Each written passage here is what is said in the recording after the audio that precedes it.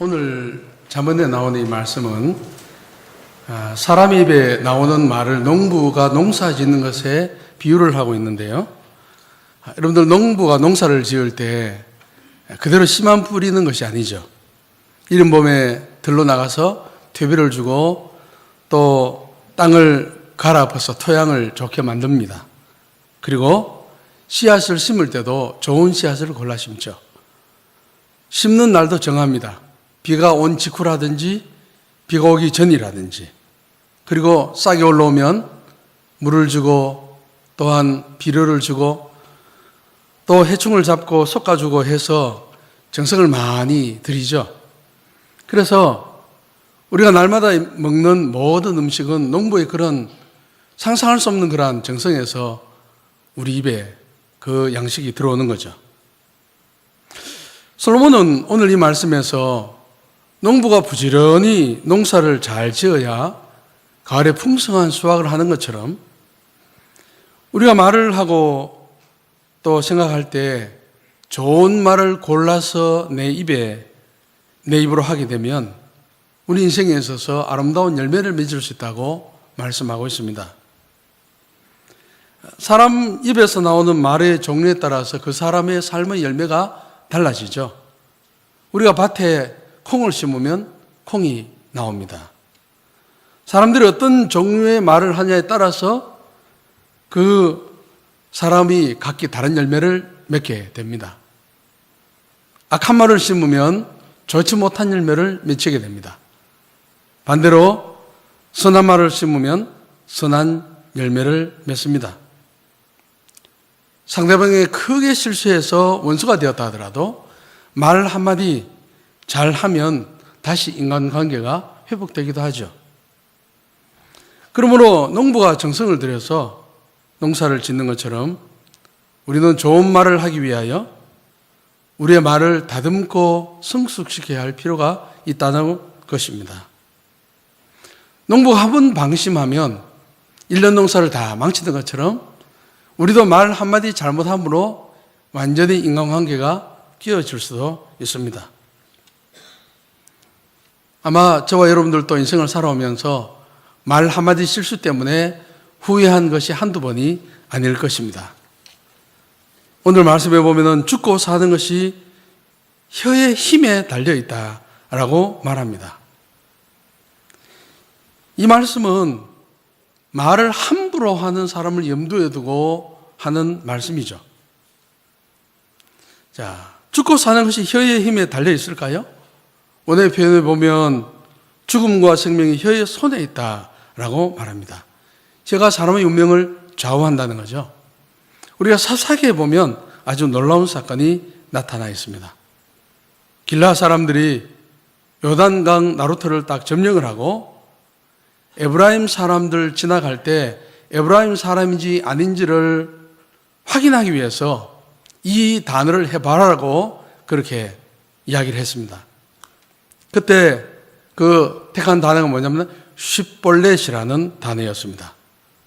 그 말은 흐르는 겨울 혹은 시내라는 그런 뜻입니다. 그런데 아마 그 에브라임 지파에 속한 모든 사람들은 이 길라 사람들보다 혀가 짧았는가 봐요. 혀 자르기 말로 쉿이 아니 SH 발음이 아니고 영어로 하면 S 발음, 쉿볼렛으로 했습니다. 자기들은 분별이 안 되지만 길라 사람 귀에는 분명하게 분별이 되었습니다. 그래서 에브라임 사람들은 죽임을 당합니다. 4만 2천 명이 죽임을 당하죠. 그렇습니다. 혀가 사람의 운명을 좌우한다는 말 맞죠? 그 사람의 말이 자기 인생에 엄청난 영향을 미친다는 말이죠. 예수께서 이렇게 말씀하셨습니다. 사람이 무슨 무익한 말을 하든지 심판날에 이에 대하여 신문을 받으리니 너희 말로 의롭다함을 받고 너희 말로 정죄함을 받으리라는 말씀과 일맥상통합니다. 우리가 평소에 평생을 살면서 어떠한 말을 했냐에 따라서 마지막 날 다 모아서 그걸 가지고 주님이 심판하시겠다는 말씀이죠. 혀를 쓰기 좋아하는 자는 혀의 열매를 먹으리라는 이 말씀은 말하는 것을 좋아하고 절제하지 않고 거침없이 쏟아내는 그러한 사람은 결국은 그 자기가 한 말로 인해서 인생의 공경에 처하게 된다는 말입니다. 공기청정기가 필터를 통해서 먼지가 걸러지는 것처럼 우리는 마음에 생각나는 말을 함부로 할 것이 아니고 내 생각에 걸러서 내가 이런 말을 하면 상대방이 어떻게 상처를 받지는 않을까 하면서 한 번 더 생각하고 고민하고 순화된 언어를 사용해야 된다는 말이죠. 걸러내지 않고 뱉은 말은 잘못하면 자기 인생에 영향을 미칩니다. 주위 사람들의 영혼을 파괴하는 역할을 하게 됩니다. 이 시간에 우리가 짧은 영상을 하나 보겠는데요. 제가 금요일마다 SQ 그 영적 지수 훈련 받을 때 영상들을 사용하는데 그 말의 힘이 얼마만큼 큰 것인지 우리가 영상을 잠시 보도록 하겠습니다. 앞에 불 좀 켜주시죠. 여러분은 오늘 어떤 말을 가장 많이 하셨나요? 매일같이 쉴 새 없이 말을 하는데 뭘 그런 것까지 신경 쓰느냐고요? 글쎄요, 과연 그럴까요? 무심코 내뱉은 말 한마디 속에 엄청난 비밀이 숨어 있습니다. 실험 다큐 말의 힘, 이제부터 시작합니다.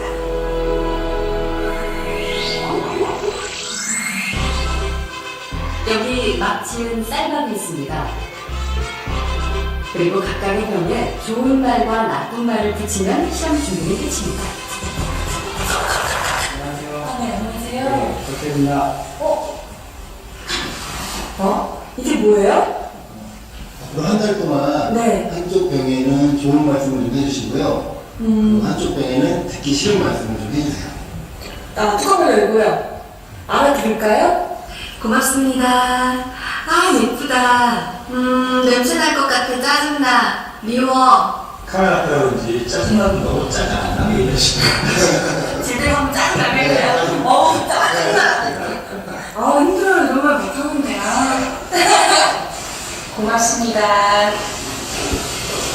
짜증나. 감사합니다. 짜증나.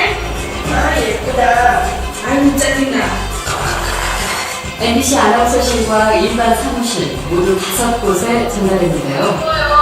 4주 후 과연 어떤 변화가 생길지 함께 기다려볼까요? 4주 후. 안녕하세요. 안녕하세요. 잘 들어왔습니다. 맡기신 물건이요? 이거죠? 그리고 두 눈을 믿기 힘들 정도로 차이는 분명했습니다. 고맙습니다. 예쁘잖아요. 하얗고 뽀얀 곰팡이가 많이 생기긴 했는데 하얗고 뽀얀 곰팡이가 있고요. 이거는 좀 짜증나는 곰팡이가 생겼다니까 이 붙은 이 그대로 따라간 것 같아요. 좋은 말을 들려준 쌀밥에선 구수한 누룩 냄새가 나지만 나쁜 말을 들려준 쌀밥은 썩어버렸습니다. 대체 어떻게 했길래 이런 차이가 난 걸까요? 사랑해 너무 예쁘다 고맙습니다 다다다다 쏘아붙고요. 그리고 나서 가끔 예쁘잖아요? 그럼 많은 얘기도 안 했어요. 너무 미워 짜증나 그럼 딱 놓거든요? 근데 저도 진짜 신기한 거예요. 차이가 이렇게 확연하게 보이니까. 저는 사실 처음 이 시험 의뢰를 받았을 때 반신반의 했거든요. 이 말 한마디로 이렇게 차이가 생길까. 근데 눈을 딱 보니까 저도 사실 좀 안 믿겨지고요. 신기하죠? 귀가 어디 달린 것도 아니고 여기 세마포리가 들어있는 것도 아닌데 무엇이도 귀가 다 보이네요. 3살부터 이쪽이 막 변화가 되니까 좋은 말을 해야 되겠다라는 생각? 그 다음에 사람들한테도 속상한 일 있거나 있을 때도 좋은 말 많이 해서 이 사람들이 또 변화됐을 때도 이렇게 변화되지 않을까라는 생각이 들었어요. 굉장히 좀 놀랐고요. 처음 주셨을 때는 과연 될까라는 생각을 많이 했었는데요. 이제 이렇게 된 거 보니까 이쁜 말을 좀 많이 써야 되겠다는 생각이 듭니다.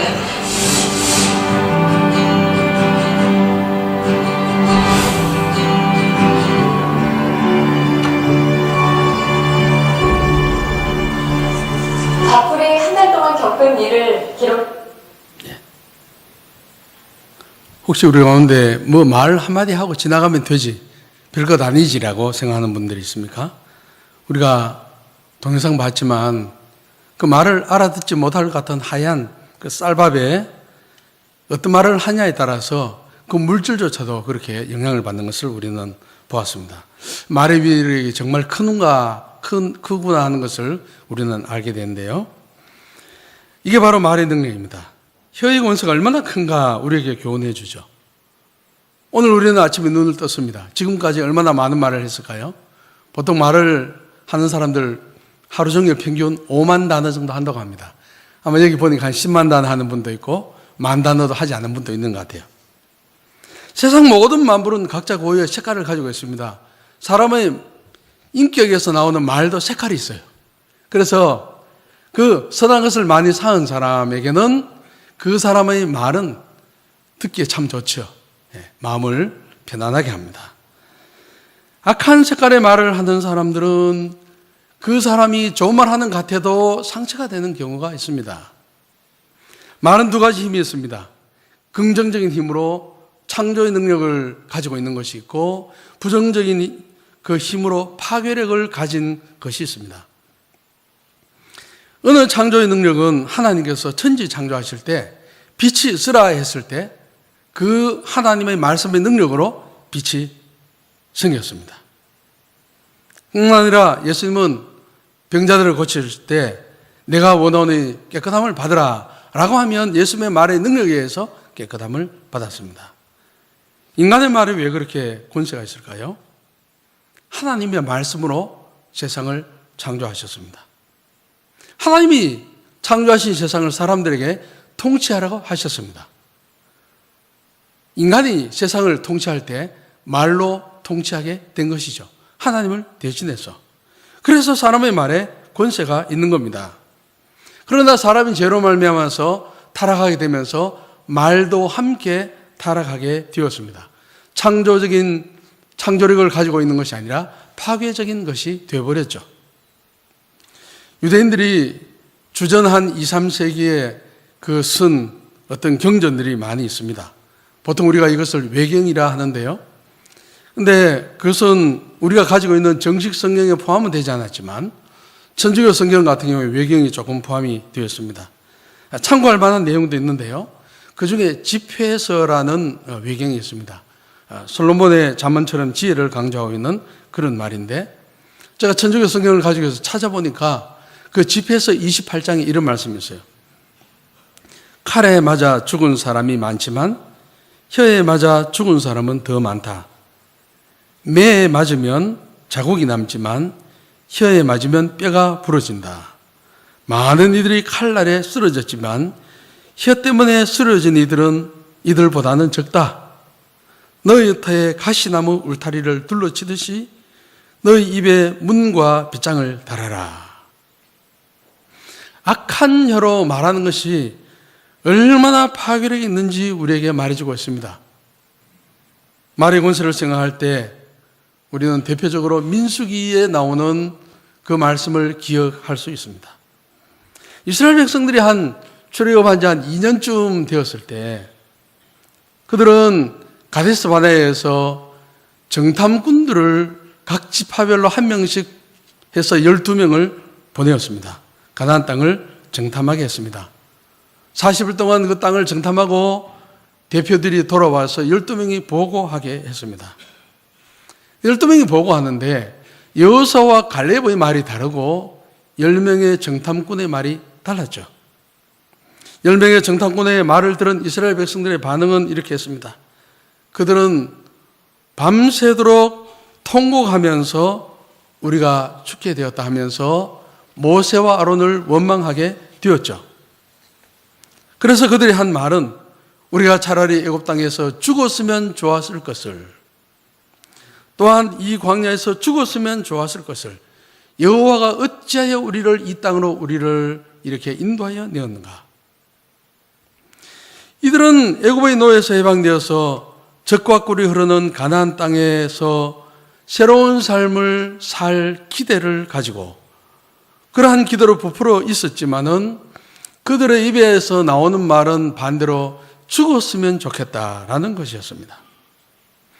하나님의 대답은 이거였습니다. 참 무서운 대답이죠. 너희 말이 내 귀에 들린 대로 내가 너에게 그대로 행하겠다라고 하셨습니다. 하나님은 정탐한 날수인 40일을 하루로 계산해서 하루를 1년으로 계산해서 40년간 그들의 죄악을 담당하게 하셨습니다. 그들이 죽을 때까지 계속 광야를 돌아다니게 하신 것입니다. 그래서 이때를 기준으로 해서 20세 이상 된 사람들 가운데 여호수아와 갈렙 제외하고는 아무도 가나안 땅에 들어갈 수가 없었습니다. 왜 그럴까요? 그들의 마음의 소원대로 이루어진 것이 아니라 그들의 입에서 나오는 말대로 이루어졌기 때문에 그렇게 된 것입니다. 그들은 땅에 갈라져서 죽기도 했습니다. 여호와의 불에 소멸되기도 했고요. 불뱀에 물려 죽기도 했고요. 연병으로 죽기도 했고 전쟁에서 죽기도 했습니다. 여호수아와 갈렙 외에 어느 한 명도 20세 이상 계수함 받은 자 중에 가나안 땅에 들어간 사람은 없었습니다. 결론적으로 10명의 정탐꾼들도 자기들의 말대로 되었고 이스라엘 백성들도 여호수아와 갈렙도 다 그들의 말대로 이루어졌습니다. 하나님이 그렇게 이루어지게 하신 것이죠. 하나님은 우리가 말하는 대로 그 말을 들으시고 그 말대로 그대로 나에게 행하시는 분입니다. 말이 힘이 든 것은 바로 이 때문이죠. 너희 말이 내 귀에 들린 대로 내가 너에게 행하리라고 하신 그 말씀하신 거 하나님이 오늘 또 살아계셔서 그렇게 행하시기 때문입니다. 말에 힘 있는 것은 말 자체에 능력이 있는 것 때문이 아니고 사람의 말을 들으시고 그것을 행하시는 하나님이 살아계시기 때문입니다. 오늘 아침에 눈을 떠서 교회까지 와서 여러분들은 무슨 말을 많이 하셨습니까? 여러분들이 한 말은 하나님이 다 들으셨다는 것을 인정하셔야 합니다. 하나님은 우리가 하는 말을 들으십니다. 하나님은 우리 말이 하나님의 귀에 들린 대로 행하시는 분입니다. 사람은 자기 마음대로 보고 자기 마음대로 말하고 자기 마음대로 듣고 자기 마음대로 판단하는 그런 존재입니다. 그래서 사람의 그 마음이 어떠냐가 참 중요합니다. 왜 그러냐면 마음에서 말이 나오기 때문입니다. 예수께서 이렇게 말씀하셨습니다. 너희는 악하니 어떻게 선한 말을 할 수 있느냐? 이는 마음에 가득한 것을 입으로 말함이라. 선한 사람은 그 쌓은 선에서 선한 것을 내고 악한 사람은 그 쌓은 악에서 악한 것을 내느니라. 예수께서는 말은 그 사람이 누구인가를 보여준다고 말씀하고 있습니다. 왜냐하면 어떤 사람이 말을 할 때 입만 움직이는 것이 아니고 그 마음에 가득 쌓은 것이 넘쳐서 흘러 넘치는 것이 바로 말이기 때문입니다. 말은 내 안에 쌓아두었던 것, 내가 늘 생각했던 것이 입 밖으로 나도 모르게 툭 튀어나오는 것입니다. 따라서 사람이 아무리 노력해도 말을 잘 하려고 해도 마음을 고치지 않으면 말 고치는 것은 사실은 불가능합니다. 우리가 남의 마음을 아프게 하지 않기 위해서 교양을 쌓는다고 되는 것이 아닙니다. 우리 마음 중심이 변화를 받아야 가능합니다. 우리가 봉사활동 많이 하고 심리치료도 가고 친구들도 많이 만나고 취미생활도 아주 고상한 것 한다고 해서 우리 마음에 선한 것이 쌓일까요?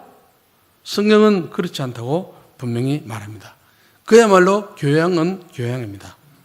상당히 세련되기 때문에 교양은 뭔가 있는 것처럼 보입니다. 그러나 선한 것처럼 보이는 것이지 교양은 선한 것 자체가 아닙니다. 근본적으로 우리를 악한 것에서 해방시켜줄 능력이 없는 거죠.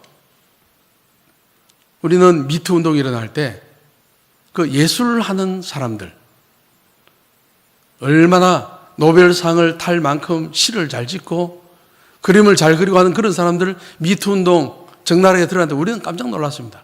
야, 저렇게 고상한 그 예술을 하는 사람들이 어떻게 저렇게 추한 짓을 했을까? 그게 교양의 항해입니다. 교양과 예술이 죄인에게서 나오는 것이라면 겉은 무엇이 있는 것처럼 보이지만 속은 사실은 썩은 것이요. 선은 오직 하나님께만 속했지 교양이나 인간이 겉으로 다듬다고 거기에 있는 것이 아니라는 것입니다. 선한 사람은 그 선한 선에서 선한 것을 낸다고 말씀할 때 하나님이 하라고 하신 말이 선한 말이죠. 선한 말은 우리에게 기쁨을 줍니다. 우리에게 은혜를 끼칩니다. 우리에게 용기를 생기게 하고 마음 편하게 하고 사람을 치료하고 행복하게 합니다. 그래서 선한 말을 하려면 먼저 선한 사람이 되어야 합니다. 어떻게 우리가 선한 사람이 됩니까? 선한 사람이 되기 위해서는 진짜 선한 분 예수 그리스도를 내 마음에 모셔야 하는 겁니다. 그래서 그 선한 말인 그 주님의 말씀을 내 마음에 쌓는 거죠. 예수를 믿으면 물론 바로 그날부터 선한 말을 할 수 있는 건 아닙니다. 시간이 걸립니다. 우리가 예수 믿는 세월이 오래되었음에도 말이 바뀌지 않는 것 때문에 고민하고 갈등하고 집에 가면 후회할 때가 있습니까? 그렇습니다. 우리 모두는 예수를 믿었음에도 불구하고 잘못된 말로 인한 후회와 갈등이 있습니다. 그러한 갈등은 믿음 없기 때문에 생기는 갈등이 아닙니다. 믿음이 있기 때문에 생기는 갈등입니다. 그리스도인들은 이런 과정을 통해서 성장하고 성숙합니다. 이것을 우리는 자기와의 싸움이다 혹은 선한 싸움이라고 표현할 수가 있습니다. 이런 갈등을 겪으면서 우리 약한 말버릇이 선한 말로 점진적으로 변하게 되는데 이것을 신앙 인격의 성숙이다 혹은 성화라고 표현할 수도 있겠습니다. 우리가 예수 믿고 가장 먼저 변화되어야 할 부분은 바로 말입니다. 은혜 생활입니다. 골로새서는 이렇게 말씀하고 있습니다. 너희 말을 항상 은혜 가운데서 소금으로 맛을 냄과 같이 하라. 그리하면 각 사람에게 마땅히 대답할 것을 알리라. 우선 말을 은혜 가운데 해야 합니다. 자신의 마음속에 하나님의 은혜가 있으면 나오는 말이 같은 말이라도 은혜로운 말이 흘러나옵니다. 마음에 하나님의 은혜가 고갈되면 다 빠져나가버리면 내 말이 다른 사람에게 상처받게 되지 않습니다. 비판하고 판단하고 불평하고 은근히 다른 사람을 험담하게 됩니다. 이러한 비판과 판단과 불평하는 이러한 말은 교회를 하나 되지 못하게 합니다. 성도들의 마음이 갈기갈기 갈라지게 합니다. 주님의 일을 이루지 못하도록 하는 방해거리가 되죠. 또한 소금으로 맛을 냄과 같이 하라라고 말씀하는데요. 우리가 음식을 만들 때 소금을 넣지 않으면 어떨까요? 소금 넣지 않으면 음식 아무런 맛이 없습니다.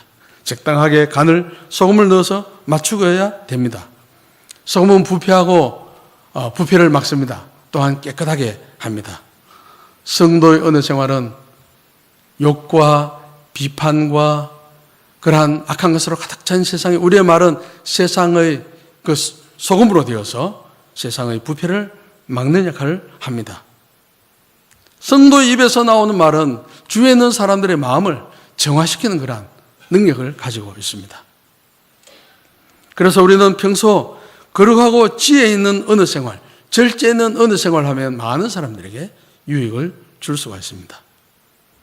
성도의 말은 주위 사람들을 살만나게 하고 낙심에 빠진 사람들 용기를 가지게 하고 죄로 오염된 세상을 그 부패를 방지하는 그러한 역할을 합니다. 또 여기 보니까 항상 은혜 가운데라고 했습니다. 항상이라는 것은 이따금씩 한 번씩이 아니고 평소에 은혜 습관이 다른 사람에게 덕을 끼치는 말이 되어야 한다는 말이죠. 어떤 사람들 가운데 평소에 부정적인 말을 늘 하다가 어떤 사람이 나타나면 은혜로운 말을 하는 사람이 있습니다.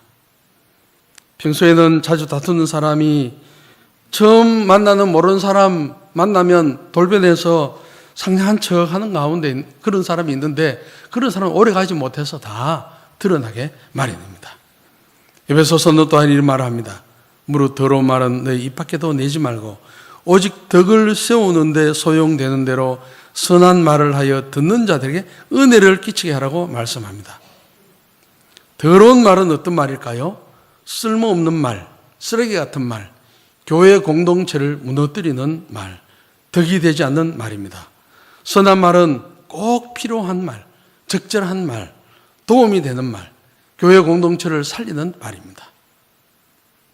에베소서 4장 앞에 전체 내용을 통해서 보면 해가 지도록 분을 품고 더러운 말을 하면 마귀에게 틈탈 기회를 제공하게 된다고 말씀하고 있고요. 그렇게 되면 성도 안에 있는 성령을 근심하게 하고 또한 성령님은 인격이시기 때문에 슬퍼하게 하신다라고 말씀하고 있습니다. 성령님의 감정을 상하게 하는 것은 성령을 거스르는 일이고 성령을 소멸시키는 일이 됩니다. 하나님의 자녀가 더럽고 쓸데없는 말을 하여서 교회 공동체에 덕을 세우지 못하면 그리스도의 몸을 허물기 때문에 성령님을 탄식하게 만드는 것입니다. 성도 여러분, 우리 입에 나오는 말은 엄청난 힘이 있습니다. 우리 입에서 나오는 말은 긍정적이든 부정적이든 영적인 능력을 가지고 있습니다. 우리 마음으로부터 나오는 말들은 우리와 다른 사람을 살리고 주의 몸된 교회를 세우는 말이 되어야 할 것입니다. 반면에 우리 마음에서 나오는 말들이 우리와 다른 사람들을 더럽히고 주님의 몸된 교회를 허물 수도 있습니다. 저주의 말, 원망의 말, 불평과 비판과 판단의 말은 사탄의 도구가 되죠. 그래서 우리는 우리의 입을 지켜야 합니다. 시편 기자는 여호와여 내 입에 파수꾼을 세워 주소서, 내 입술의 문을 지켜 주소서라고 기도했습니다. 그래서 우리는 때로 내가 변명하고 싶을 때도 오히려 내가 뒤집어 쓰더라도 침묵을 지킬 때 더 아름다운 열매를 맺을 수도 있습니다. 내가 100% 다 잘못한 건 아니지만 상대방이 막 따질 때 죄송합니다, 제가 잘못했습니다라고 한마디 하면 모든 것이 해결될 수도 있습니다. 그래서 잠언은 이렇게 말씀합니다. 말이 많으면 허물을 면하기 어렵지만 그 입술을 제어하는 자는 지혜가 있다라고 말씀하고 있습니다. 말에는 창조적인 능력이 있습니다. 사람을 살리기도 하고 죽이기도 합니다. 아까 말씀드렸듯이 하나님은 그 말씀으로 천지를 창조하셨고 예수님은 말 한마디로 병자들을 고치고 죽은 사람을 살리셨습니다. 죽고 사는 것이 혀의 힘에 달렸나니라고 오늘 본문 말씀이 있는데 말에는 엄청난 그 힘이 있다는 사실을 우리에게 깨우쳐주고 있습니다. 말 한마디로 한 사람을 매장시키게 할 수도 있고 한 사람을 죽일 수도 있습니다. 우리의 말 한마디는 반대로 깊은 절망에 있는 사람들에게 용기와 희망을 불어넣어주고 생명을 끊으려고 하는 사람들 한마디 때문에 다시 살 수 있는 소망을 줄 수도 있습니다. 말의 놀라운 힘과 위험성을 우리는 깨달을 때 우리는 말을 지혜롭게 다른 사람들에게 도움이 되는 방법으로 방향으로 사용해야 되겠다는 그러한 마음이 드는 것입니다. 오늘 제가 말씀을 마치면서 이렇게 한 가지 제안을 드립니다. 오늘 밤에 집에 돌아가시면 텔레비전 보고 그대로 주무시지 말고 부부끼리 서로가 물어보십시오.